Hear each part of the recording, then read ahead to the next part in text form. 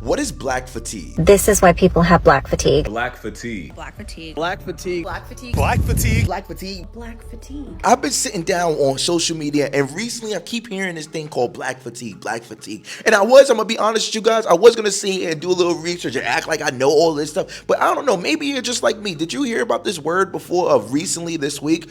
Black fatigue. I would love to sit down and get educated on this particular situation, and you're gonna watch me learn a little bit about this. We're gonna learn it together, and at the end of this, we're gonna talk about what we've learned, all right? So hold on. If you like this video before the video even started, you're a true legend. If you haven't liked the video yet, give this video a like. As always, this is an educational, informative conversation, and I'm very curious. So let's learn about the complexities on what's going on with the black community, white community in America pertaining to this word, black fatigue. Please don't forget to like, comment, and subscribe, and let's get straight into this. My name is AdonisCrashBoom, and you guys are watching Adonis Live. Here we go. Yeah, because that's not thuggery, hoodrattery, animalistic. This is why people have black fatigue. When you act like this, it's not normal behavior. Brawls on cruise ships, brawls in the airport, like literally the most ghetto behavior. We're tired. We're tired of it. But then whining and complaining and acting like it's not your fault that you act that way. Yeah, we're kind of over it. Hey April, you know what I'm sick and tired of? All these mediocre, talentless white people who seem to think that they're attractive enough to get away with being awful to people, but they're not. They aren't anywhere close to being the Sex and the City character that they were hoping to become in life. April, let's talk about ratchet behavior. Do you remember when Lauren Boebert got caught playing tug-of-war in the theater? Can you imagine if AOC or Jasmine Crockett got caught playing tug-of-war in the theater, drunk? Holy shit, thank God Jasmine and AOC aren't low IQ and low class like these white elected Republicans. And speaking of low IQ, let's talk about the thug in the White House. 3 baby mamas and 34 felonies? This dude's IQ is so fucking low that he thought this was a real tattoo. Holy shit. A thug that is so low class that he has to pay people to make love to him, while his wife and newborn baby are sleeping in the next room.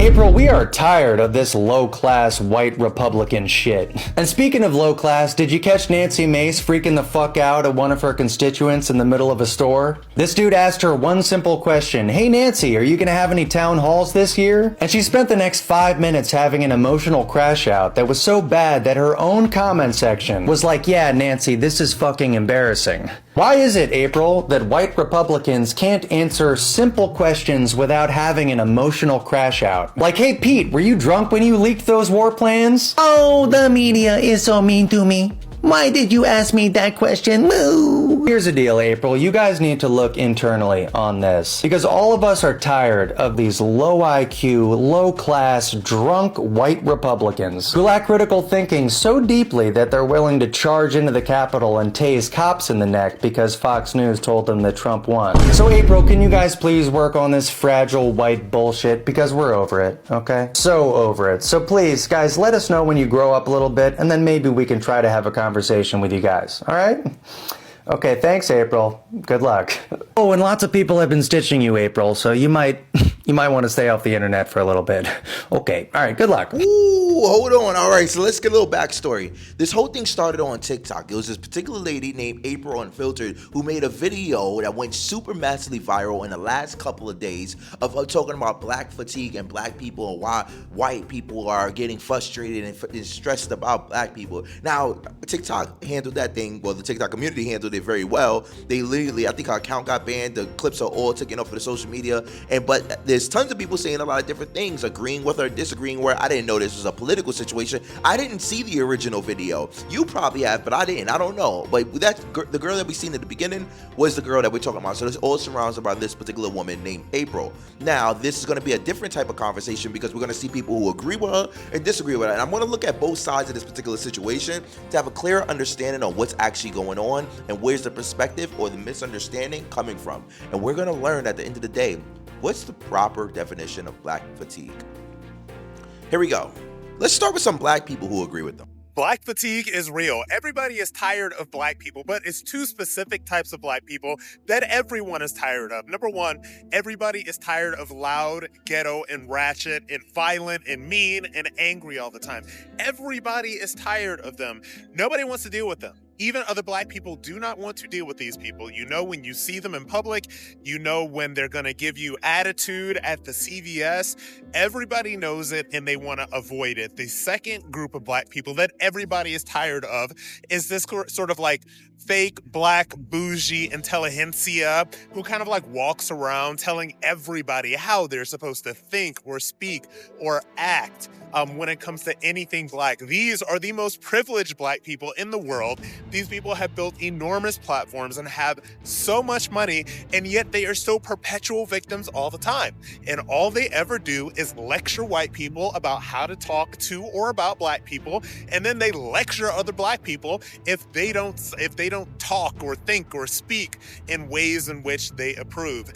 Black fatigue is real. Everybody is so tired of both of these groups of black people that they don't know what to do. So yeah, black fatigue is real, and I got it. Hold on, isn't that the guy that got beat up by those Caucasian people when he went to the Republican am I tripping? Like, I don't know. First of all, I don't understand why it's a black thing when it comes down to people being loud and obnoxious and stuff like that. It's not a black or white thing. It's white people who do the same thing. It's a human thing. People are uniquely different and identify in a particular piece. So when you marginalize it into a particular group and say it's a black people who do this and what, that's kind of weird to me. Like, it don't make no sense. You know, it's just like, it's like you're grifting. But there are some people who do not like this guy and just gave a little bit of opinion on this. Black fatigue is real. Everybody is tired of black people. Especially this. This one gets on my last nerve.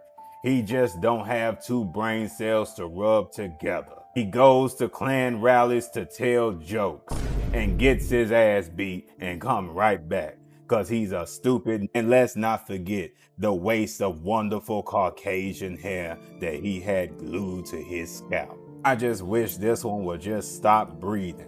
All this good air he's breathing with them wide nostrils. Nose always in some white man's ass. I know a white man's whore when I see one. Even with being a token, you're still a wooden. It's always the darkest one that got the most self-hate. And don't even try to tell me you got revitiligo, cause nigga, you lying. And then on top of all the self-hate, on top of all the texturism, on top of all the featureism, you got the nerve to be a. I mean, it just don't get more pathetic than that. Is that an Uncle Ruckus? Hold on, is that an Uncle Ruckus sound effect, like a voice changer or something? Or is he really doing that? Because like if you don't know who Uncle Ruckus is, he's from the Boondocks. You feel me? He's a self-hating black man on the Boondocks, you know, who's very anti-black. But it's very interesting. So we've seen a black guy who obviously has his own type of issues where it pertains to being black or the black community itself. But let's not cancel out the women, because there are some women who actually agree. Here's a black woman who agrees with them. Let's see what she had to say. This is the first time I'm hearing this phrase on TikTok, but I could use context clues and understand what it is. So, funny story, I'm scrolling on TikTok, minding my own business, just getting lost in the videos, and a white woman pops up in my algorithm and it's titled Black Fatigue. And I'm like, this should be interesting. Now, this is a creator that I've really grown to respect their videos. Basically, in her video, she's calling out the black community for different ignorant things that we do. And it's not just her. I've seen a lot of white people on this app kind of come out. It's almost like, raise your hand if you've been personally victimized by Regina George type of videos. And that's what they're doing toward black people. Here's the thing. The videos that I've personally seen is not racism. It's accountability. It's one of those to where they are tired. They are fed up to where they have opened their camera and they start confessing the things that agitate them about the black community. And because we have gotten to that point, you know who I blame? The black community. I mean, for one, the actions that they're mentioning is clearly from the black community. Black people in the comment sections are just like, this is racism, this is this, and this is this. I blame y'all. This is what happens when the black community cry wolf or cry racism in instances that's not racism, to where now we have we have a hard time knowing the difference between what is actually racism and what is actually accountability. We've allowed this to happen because we do not like being held accountable for some of the ignorance, some of the degeneracy, some of the just plain right foolishness that comes out of our community. We refuse to address it. And when we have people who address it, they are called coons. They are called like judgmental. And so now you have white people entering the chat and said, you know what? We're tired of it. We're tired of being called racist for holding y'all accountable to the ignorant things that's happening. Diabolical. And the face at the end, it's insane to me. I think it's dumbfounded to me when people sit down and have these particular conversations talking about this certain type of black American person because they look at a couple of other black people who've escaped the matrix and not realize if you're tired of having these type of people around you, why don't you fix the problems that you've caused to create these type of environments, to spread this type of version of this particular person, redlining and all these different type of situations that make the environment for these particular people to handle this such situation. PTSD, it is not something that you say, well look, he's doing well. Yeah, but doesn't mean everybody's gonna do well. Everybody's not gonna come out of this situation and be fine. Okay, I've came out of this situation and been a lot more, better for myself, but it doesn't mean I have to. I can sit down and be like, you know what, and be pissed about all this different stuff. And I've had the proper education with my traveling abroad to be able to release myself from this particular type of situation. But that doesn't mean everybody has that luxury. What are y'all talking about? Like, it really makes no sense when people behave and act like this. This is called a token. For the people who don't know, token. What do I mean by token? I don't know her backstory, but it's just like, I can assume based off the way that she talks, and I only can assume just from my hypothetical perspective, no hate and no animosity, just educational, that she has a lot of white friends, She has a lot of white people around her that she's giddy in and grabbing to, and she made this video for the respects of the cute little white friends, the white shield. That's what it's called, You're jumping into something and not even addressing the problems with the particular people that you're talking about. You say, I'm tired of being called racist, I'm tired. Well, why don't you rally to get these particular things fixed in the black community? Why don't you focus on giving back reparations? Why don't you focus on giving back land? Why don't you focus on, there's so many different things that you can do to make this situation change instead of complaining about it and then having somebody that looks like us to stand up in front of you and say, well, I understand how they feel. Do you really? Do you really? Look at bro. I don't even know what the cup that she got her hand called, but you know what? Let's see what some white, Caucasian, I don't know, maybe even Mexican people had to say about this particular situation that's going on online. What are your thoughts? White people want to be oppressed so bad, y'all made up a new term called black fatigue. And the crazy part is, y'all are the ghetto ones. You run around with your Confederate flags and your Trump flags and yelling and screaming and making disruptions. That's fucking ghetto. Y'all are ghetto. You have the world served to you on a platter and it still isn't enough. Your whiteness is a trap. It keeps you uneducated, racist, and full of hate. Every mistake you make, you want to blame on somebody else instead of taking accountability.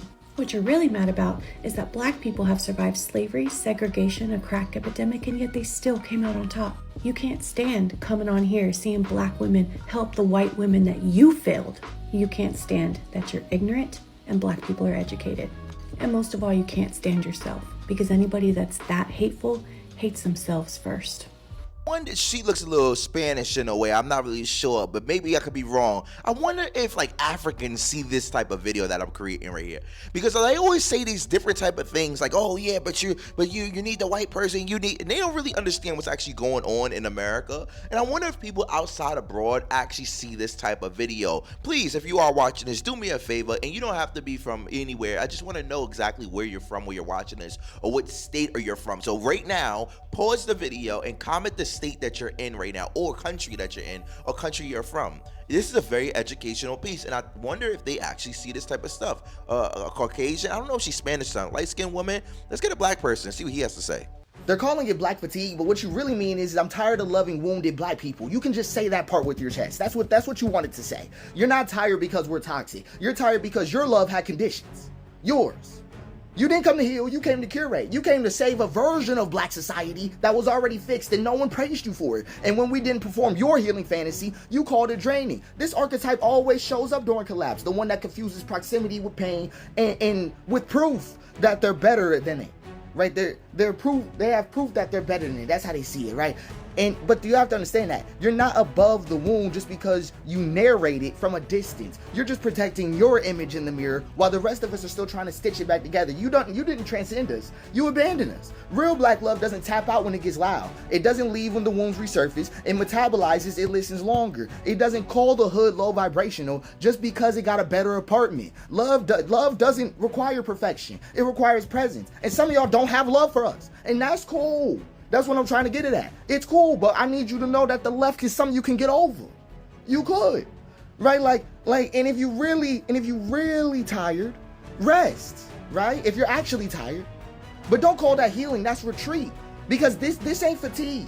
It's spiritual gentrification we're watching, and these are spiritually gentrified people. You're not leaving because you're broken. You're leaving because our brokenness didn't fit your aesthetic anymore. And I need you to hear me clearly. We are not your inconvenience. Okay, we're not. We are your mirror, and if you truly heal, you'll still be here with us, not above us, right? So I get it, right? This is one thing I think is absolutely true. You do not have to like every black space, but don't ever use fatigue as an excuse to stop loving the ones who never had that option to leave. Just stupid shit. I wanted to tell a joke in this video, but these people upset me a lot. Yo, I'm not gonna front. Like, I'm confused on this one.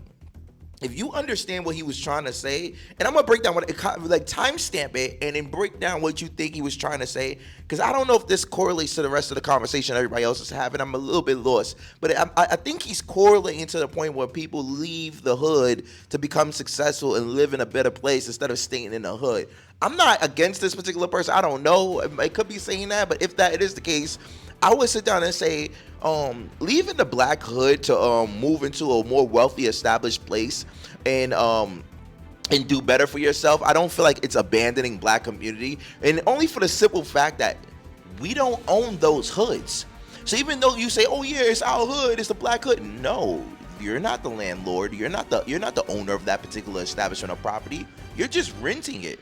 And as soon as gentrification comes in, they'll replace every single one of you guys. Look what's happening to Brooklyn and the Bronx right now. That's just my perspective. So there is no black hood unless we own the land that we're sitting on, from my perspective. What are your thoughts? Let's get a white woman.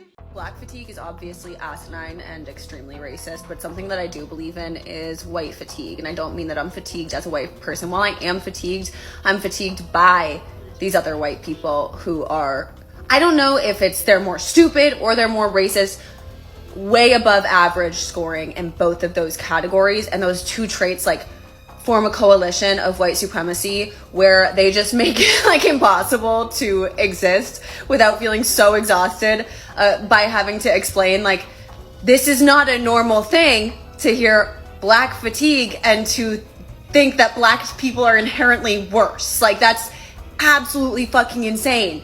It's exhausting to have to say that so frequently that it's just you're just racist, and that it's exhausting. It's like talking to a wall. They deny that they're racist. What do you mean? You're advocating that black fatigue is a real thing and you're not racist. What do you mean? That's the exhaustion I feel with my own brethren of white people. Oh, God.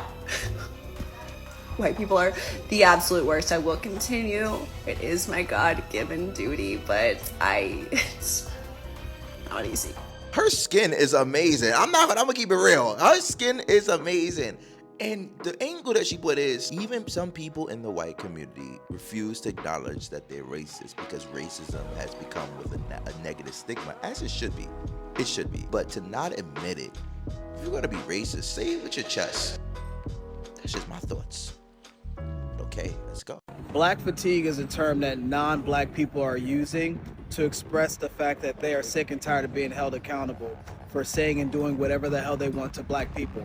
They're sick and tired of black people bucking up at the system, bucking up at people, telling people, hey, you shouldn't be saying that to us. Hey, you cannot do this to us. Hey, we will not let you disrespect us. Hey, we will not let you say whatever you want and do what you want to us. People are sick and tired of being told no. That is what black fatigue is. You guys are being told no and you don't like it, especially white people. Y'all not used to black people telling you no. You don't like that. So whenever you see these white folks talk about some black fatigue, They can paint it however they want to. They can sit here and say, oh, we're just sick and tired of you guys complaining all the time. No, you guys are sick and tired of being held accountable. That's what it is. Own that. And to the black folks that agree with those white folks, when it happens to your children, I don't want to hear nothing. And I mean nothing. Exactly. This is the reason why I can't really I'm still on the fence with Candace Owens, because now that Candace Owens, like, I'm gonna keep it real, that's just my perspective though. Like, I remember when Candace Owens was on a diabolical top and rampage, but then as soon as she had her kids, then she's trying to switch it up a little bit. That's just me though. Like, you know what I mean? Like, now you got kids, now you want to be pro-black, now you want to be what? I'm not. Hold on. You was on a diabolical rampage just a while ago before you had kids. Now you. All right, so, but what is black fatigue? Is they saying that black fatigue is white people being upset and frustrated with black people because they're holding them accountable for what the actions that they're having? White people, racist white people, are saying that black fatigue is them getting upset and frustrated with all of these different type of ignorant, aggressive, sloppy black people. It's two different perspectives, but where does this word come from? Where is it originate? Is this a white thing or is it a black thing? My mutual Marie made a video talking about black fatigue, and I wanted to piggyback off what she was saying. Because it's wild to me how non-black people swear up and down they're just so tired of black people. Tired of hearing about racism and anti-blackness. Tired of being called out. Tired of black voices, black issues, black content, yada yada yada, just so fucking tired. But somehow y'all are never too fucking tired or fatigued to steal from them. And you weren't even too fatigued to steal the term black fatigue. It was a term literally created by a black woman for black people to describe the toll of surviving anti-blackness. But somehow y'all manage to rebrand it to talk about your little fucking burnout on TikTok. If I'm really tired of someone, I don't want shit from them. I'm not copying how they talk, how they dress, how they act, what they create. But y'all make blackness your whole fucking personality while having the audacity to say you are tired and fatigued. You are not tired. You are fucking obsessed. And you're not victims of black fatigue. You're the reasons why it fucking exists. Ooh, so hold on. She just said that black fatigue was a word that came from black community, from black culture. Hold on, we're diving in deep now. And she said that, yes, white people's whole identity in America is black American culture. So you're the reason, and you're cosplaying black American culture by saying that it's, hold on, let's dive a little deep into this. Hold on, we're learning. Because black fatigue is real. I think society as a whole is there. We are just so unbelievably fed up with the ghetto ratchet behavior, entitlement, the victimhood, that they want to praise this woman. Did I just hear a white woman say that white people are going through black fatigue? Yeah, that doesn't make any freaking sense. For those of you who don't know, recently a lot of people have been making videos talking about white people going through black fatigue. Black fatigue is real. Everybody is tired of black people. And I believe that a lot of people think that that word wasn't created until recently, but no.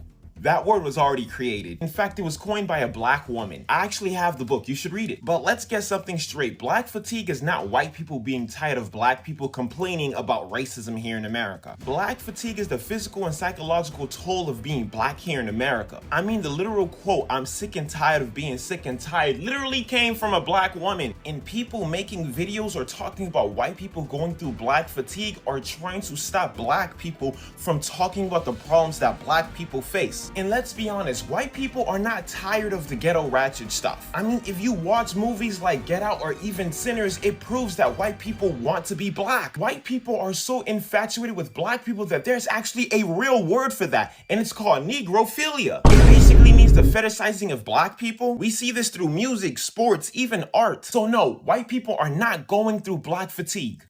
Whoa, okay. Now we just learned a lot right there. So there's a woman who actually created this particular term and point, and even the phrase, which we already know, "I'm sick and tired of being sick and tired," was coined by a black woman itself as well. And now white women, basically, off the lack of the facts, white women are trying to steal black women's creations and recreate it in their cultural appropriation.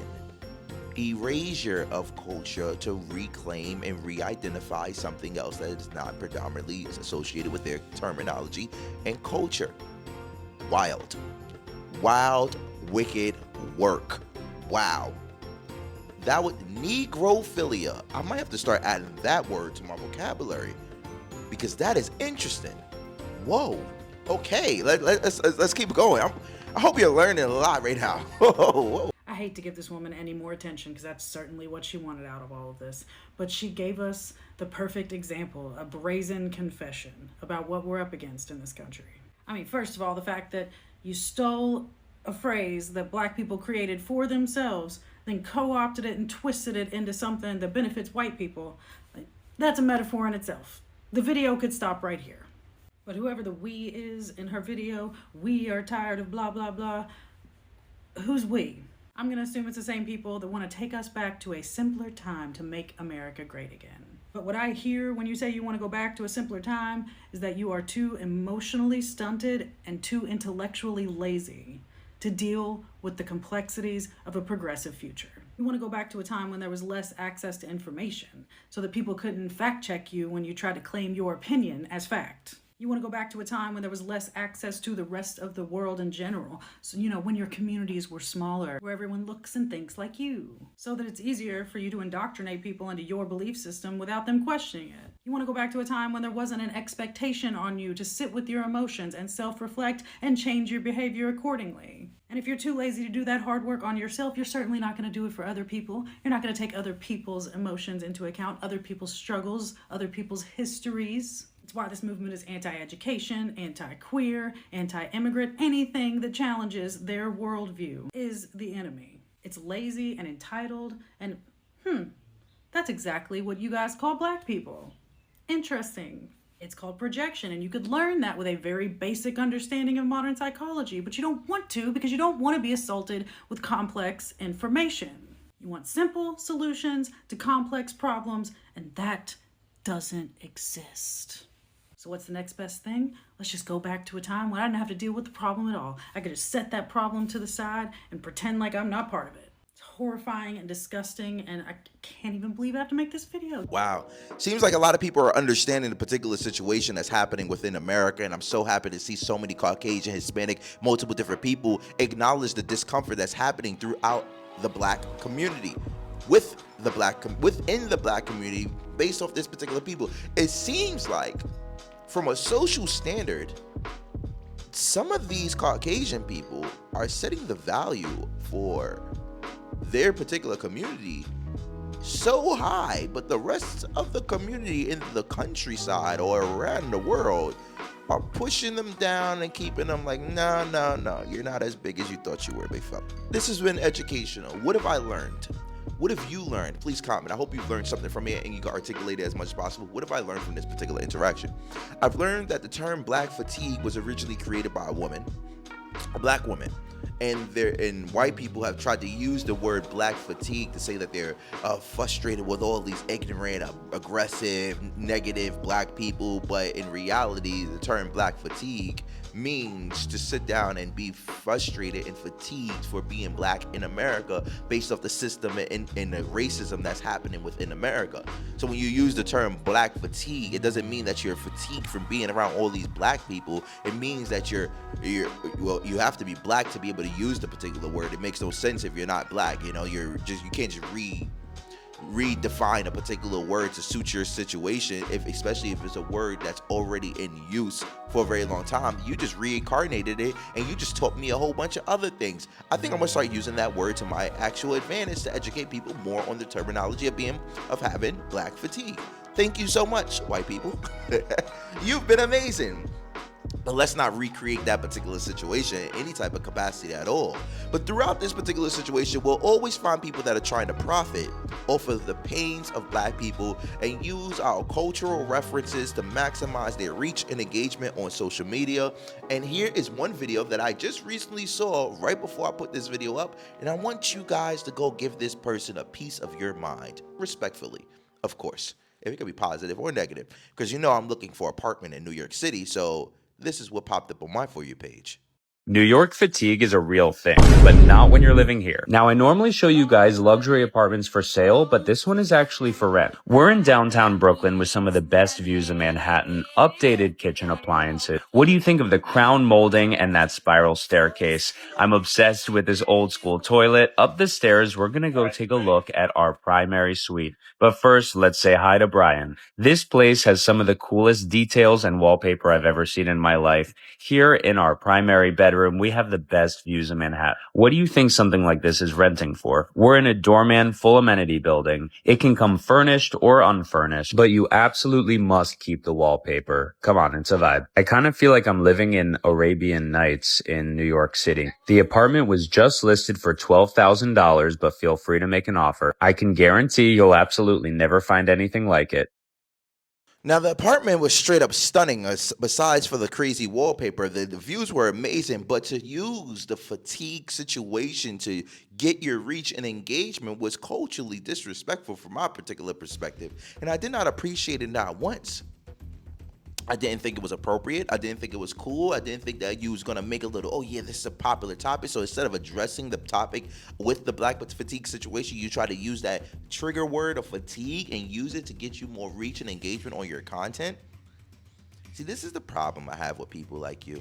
Matter of fact, I'm not going to say that you guys would do that. You've already seen the guy's information itself.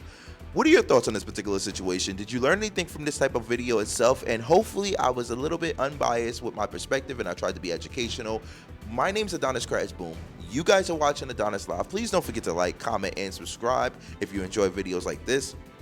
Please, the only thing I ask is don't only see me one way. And keep in mind, every day is a movie. We strictly gang shit. Gang, gang, gang. Look at who you can't with. Gang, gang, gang, gang, gang, gang, gang, gang, gang, gang.